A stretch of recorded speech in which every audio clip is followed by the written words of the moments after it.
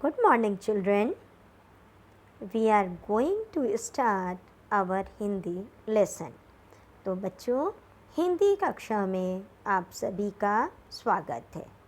बच्चों, आज हम वर्णों के बारे में पढ़ेंगे। आपकी हिंदी व्याकरण में आपका दूसरा पाठ है वर्ण विचार। आज हम उसी के बारे में पढ़ेंगे। बच्चों, वर्ण किसे कहते हैं?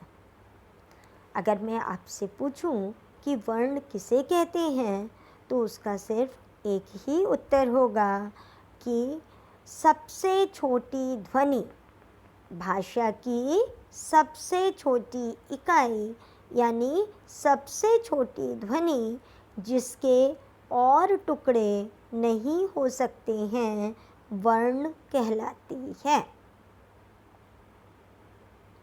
वर्णों के भेद। वर्णों के 3 भेद हैं: स्वर, व्यंजन और अयोगवाह। बच्चों, स्वर किसे कहते हैं? जिन वर्णों का उच्चारण करते समय किसी अन्य ध्वनि की सहायता ना ली जाए और हवा मुंह में बिना रुके बाहर आए, उन्हें स्वर कहते हैं। स्वर 11 होते हैं। देखिए, हमारे स्वर कौन कौन से हैं हिंदी वर्णमाला में? अ, आ, इ, ई, उ, ऊ, री, ए, आए, ओ, आओ। ये सभी स्वर हैं। बच्चों, व्यंजन क्या होते हैं? हिंदी वर्णमाला में 33 व्यंजन 33 व्यंजन होते हैं। का से लेकर हा तक की जो हमारी वर्णमाला के जो अक्षर हैं वो सारे के सारे व्यंजन कहलाते हैं। क, ख, ग, घ, अंग, च, छ, ज, झ, इय, ट, ठ, ड, ढ, अण, त, थ, द, ध, न, प, फ, ब, भ, म, य, र, ल, व, श, श, स, ह। और बच्चों, इन्हीं में से जब हम डा के नीचे बिंदी लगा देते हैं तो उसे ड़ा का उच्चारण करते हैं, और ढा के नीचे बिंदी लगाते हैं तो ढ़ा का उच्चारण होता है। जैसे पेड़ लिखते समय ड़ा की ज़रूरत होती है और चढ़ लिखते समय ढ़ा की ज़रूरत होती है। तो ये सभी व्यंजन मिलाकर हमारे 35 हो जाते हैं। वैसे हमारे 33 व्यंजन हैं। बच्चों, इन व्यंजन को बोलते समय आपने देखा कि जब हम व्यंजन बोलते हैं तो उसमें हमें छोटा आ उसकी ध्वनि सुनाई देती है।